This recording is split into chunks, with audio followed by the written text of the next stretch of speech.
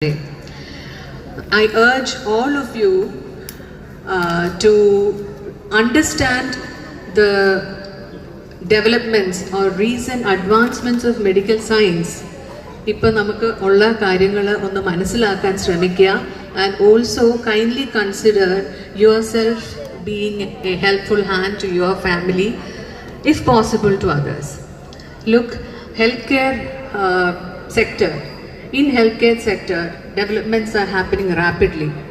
And നമുക്ക് എല്ലാവർക്കും അറിയാം, we have experts in our hand. നമ്മുടെ സ്റ്റേറ്റിൽ കിട്ടുന്ന പോലത്തെ എക്സ്പേർട്സിനെ, ഡോക്ടേഴ്സിനെ നമുക്ക് പലയിടത്തും അവൈലബിൾ ആകില്ല. അപ്പം we have doctors in our hand and this cutting edge of technology രണ്ടും കൂടെ യൂസ് ചെയ്താൽ most of the well-known hospitals അല്ലെങ്കിൽ well-equipped hospitals have capability to address all the risks അത് മാനേജ് ചെയ്യാനുള്ള കേപ്പബിലിറ്റി എല്ലാ ഹോസ്പിറ്റൽസിനും അവൈലബിൾ ആണിന്ന്.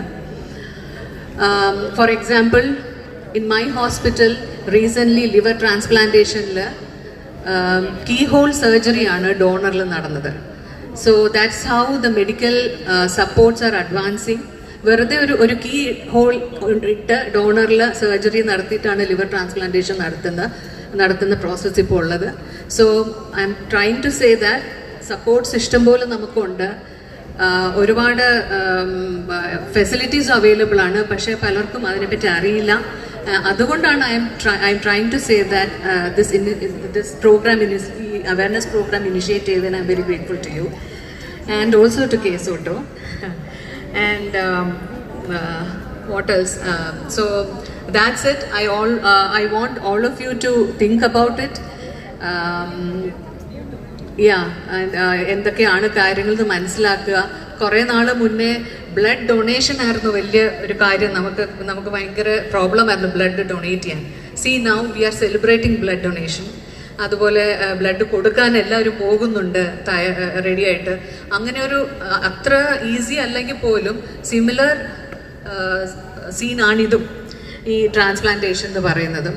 ഇത്രയൊക്കെ അഡ്വാൻസ്ഡ് ടെക്നോളജി ഇപ്പം നിലവിലുണ്ടെങ്കിലും യു ഓൾ നോ എത്ര ലൈഫ്സ് ആണ് we are losing because of the non availability of the organs or specimens.